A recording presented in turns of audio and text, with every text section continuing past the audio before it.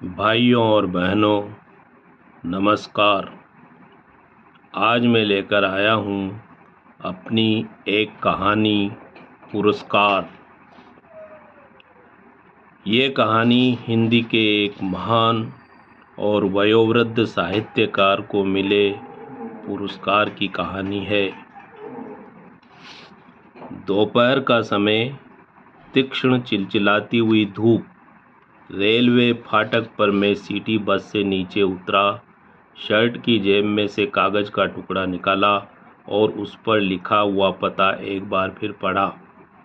श्रीमान शचीन्द्र मयूर, मकान नंबर 847, शांति मोहल्ला, सरस्वती कॉलोनी।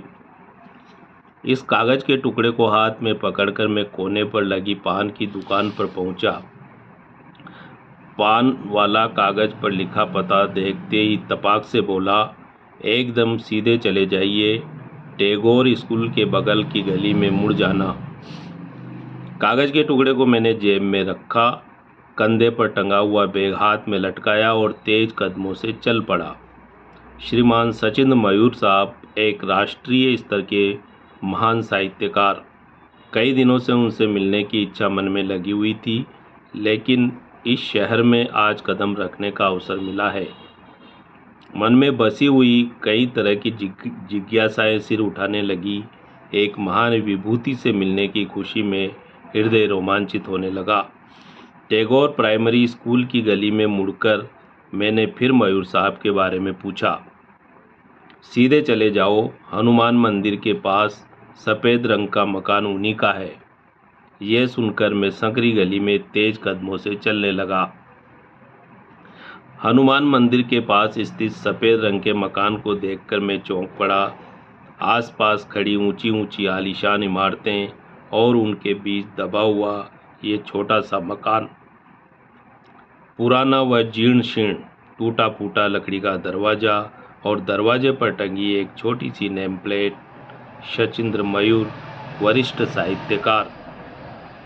कुछ क्षणों तक मैं विस्मयपूर्वक नेम प्लेट पर लिखे छोटे छोटे शब्दों को देखता रहा, फिर आगे बढ़ा और द्वार पर जाकर दस्तक देने लगा। थोड़ी देर बाद ही चरमराकर दरवाज़ा खुला। मेरी आंखों के सामने एक महान व्यक्तित्व प्रकट हुआ। साधारण श्वेत कुर्ता पाजामा, सिर के सफ़ेद लंबे बाल, बढ़ी हुई दाढ़ी, आंखों पर चश्मा, हाथ में लकड़ी का सहारा और चेहरे पर छाई हुई सहजता। कुछ क्षणों तक मैं हतप्रभ होकर उन्हें देखता रहा, फिर चौंक कर बोला, मयूर साहब आप ही हैं? जी हाँ, कहिए। मेरा नाम दीपक है। साहित्य में मेरी भी थोड़ी बहुत रुचि है। अरे दीपक बाबू, आप हैं? पत्र पत्रिकाओं में मैं पढ़ता रहता हूँ आपकी रचनाएं। बहुत अच्छा लिखते हैं आप। आओ आओ भाई, अंदर आओ। मेरा नाम सुनकर वे हर्षित हो उठे। स्नेहपूर्वक मेरे कंधे पर हाथ रखकर मुझे अंदर ले आए, सोफे पर बैठाया और लकड़ी के सहारे धीरे धीरे किचन में चले गए। मैं इधर उधर नज़रें दौड़ाकर उनके कमरे को कौतूहल पूर्वक देखने लगा। चारों ओर अलमारियों में सजी हुई किताबें, एक कोने में बिछा हुआ पलंग, एक कोने में लगी टेबल कुर्सी, टेबल पर रखा टेबल लैंप, कुछ पत्रिकाएं और कुछ लिखे हुए कागज। मेरी दृष्टि सामने एक अलमारी में कांच के पीछे सलीके से रखे हुए पुरस्कारों व स्मृति चिन्हों पर जाकर ठहर गई। इसी समय उनका स्वर सुनाई पड़ा, लो भाई दीपक बाबू, ठंडा पानी पियो। गर्मी से परेशान हो गए होंगे तुम। नहीं नहीं मयूर साहब, आप परेशान मत होइए, आप तो यहाँ बैठिए, मैं तो आपके दर्शन करने आया हूँ। लेखन व प्रकाशन के क्षेत्र में ही तो आपसे मार्गदर्शन लेने आया हूँ। पुस्तक प्रकाशन के क्षेत्र में बड़ी कठिनाई महसूस कर रहा हूँ मैं। आप ठीक कह रहे हैं दीपक बाबू, यह सब समय का प्रभाव है। आज के समय में साहित्य का महत्व कम हो गया है। नई पीढ़ी टीवी व सिनेमा के पीछे भाग रही है, मोबाइल के पीछे भाग रही है। प्रकाशक भी लेखकों का शोषण करते हैं। मैं आपको बताता हूँ। इतना कहकर लकड़ी के सहारे वे खड़े हुए और एक अलमारी में से अपनी पुस्तक निकाल कर लाए। पुस्तक मुझे देते हुए वह बोले, दीपक बाबू, यह मेरा पहला उपन्यास है, प्रजातंत्र। इसको लोगों ने बहुत पसंद किया था। प्रकाशक ने इसकी 1 लाख प्रतियां बेची थी, लेकिन मुझे एक धेला तक नहीं दिया। अब आप ही बताइए, ये उस जमाने की बात है जब देश में साहित्य का बोलबाला था। आज के समय में तो स्थिति और बिगड़ गई है। मुझ जैसे वरिष्ठ लेखक से भी प्रकाशक पुस्तक छापने के लिए पैसे की मांग करता है। बोलते हुए उनके चेहरे पर व्यथा झलक आई, लेकिन दूसरे क्षण उत्साहपूर्वक वे फिर बोल पड़े। लेकिन निराश होने की बात नहीं है दीपक बाबू, साहित्यकार को भगवान देता है। आइए मैं आपको बताता हूँ। मैं उठा और उनके साथ आगे बढ़ा। सामने अलमारी का कांच सरका कर वे प्रसन्नतापूर्वक मुझे अपनी उपलब्धियों और पुरस्कारों के बारे में बताने लगे।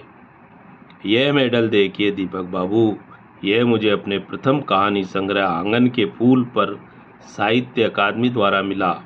इसके साथ 11,000 रुपये का नगद पुरस्कार भी था। यह बड़ा सा स्मृति चिन्ह देखिए, यह विशिष्ट व्यक्ति का सम्मान मुझे गणतंत्र दिवस के शुभ अवसर पर मिला है। यह स्मृति चिन्ह देखिए, यह सम्मान मेरी कृति माटी की गंध को हिंदी सेवी संस्थान इलाहाबाद द्वारा प्रदान किया गया है। यह तस्वीर देखिए, हिंदी अकादमी का सर्वोच्च पुरस्कार शला का सम्मान मुझे माननीय राष्ट्रपति महोदय द्वारा प्रदान किया गया था। और ये स्मृति चिन्ह व प्रमाण पत्र देखिए, बिरला फाउंडेशन का बिहारी पुरस्कार भी मुझे मिला है और भी कई छोटे मोटे पुरस्कार मुझे मिले हैं। ये देखिए, इनको रखने की जगह कम पड़ रही है। यह सब मैं आपको इसलिए बता रहा हूँ दीपक बाबू कि निराश होने की आवश्यकता नहीं है। आप शिक्षाप्रद व स्वस्थ लेखन करते रहिए, एक दिन आपको सफलता अवश्य मिलेगी। बस मैं यही सुनने देखने तो आपके पास आया हूँ मयूर साहब। आप जैसे वरिष्ठ साहित्यकारों का स्नेह व आशीर्वाद ही तो मेरे जैसे नए लेखकों का संबल है। अब मैं आपसे विदा लेना चाहता हूँ मयूर साहब। यह कहते हुए मैंने हाथ जोड़ लिए। उनके हंसते मुस्कुराते हुए चेहरे पर अचानक खामोशी छा गई। मेरे कंधे पर हाथ रखकर उन्होंने फिर हंसने का प्रयास किया। ऐसी भी क्या जल्दी है दीपक बाबू, आज आपसे मिलकर मन प्रसन्न हो गया है। नई पीढ़ी भी साहित्य व साहित्यकारों को समझती है। यह देखकर मेरा सीना गर्व से भर उठता है। आप बैठिए, मैं आपके लिए चाय बना कर लाता हूँ। नहीं नहीं मयूर साहब, आप परेशान मत होइए। आप बुरा न माने तो जाते जाते मैं आपसे एक प्रश्न और पूछना चाहता हूँ। एक नहीं 2 प्रश्न पूछिए दीपक बाबू, मैं किसी की बात का बुरा नहीं मानता हूँ। मयूर साहब, मैंने सुना है कि आपका एक बच्चा डॉक्टर है, एक बेटा इंजीनियर है, आपकी पत्नी भी सरकारी नौकरी में है, भरा पूरा परिवार है आपका, लेकिन घर में आप अकेले नजर आ रहे हैं। क्या आपके साथ कोई नहीं रहता है? सब छोड़ गए हैं मुझे। यूं समझ लो दीपक बाबू कि इन सब पुरस्कारों का ये बड़ा पुरस्कार मिला है मुझे। हा हा हा हा हा हा। वे ऊंचे स्वर में बोले और ठहाका लगाकर हंसने लगे, लेकिन मैं नहीं हंस सका। मेरी दृष्टि उनकी आंखों पर लगे मोटे चश्मे में भर आए पानी में उलझ गई। एक बार फिर मैंने हाथ जोड़कर उनसे विदा ली और द्वार से बाहर निकल गया। शिथिल कदमों से चलता हुआ मैं गली में दूर निकल आया। तभी पीछे से उनकी पुकार सुनाई पड़ी, फिर आना दीपक बाबू। मैंने पलटकर देखा, द्वार पर लकड़ी के सहारे खड़े वे हाथ ऊपर उठाए हुए थे। अपना हाथ ऊपर उठाकर मैंने उनका अभिवादन किया, फिर मुड़कर तेज कदमों से मैं चल पड़ा। तो भाइयों और बहनों, ये थी कहानी पुरस्कार। इसी तरह की एक और कहानी लेकर मैं शीघ्र आपके बीच में फिर हाजिर होऊंगा। धन्यवाद।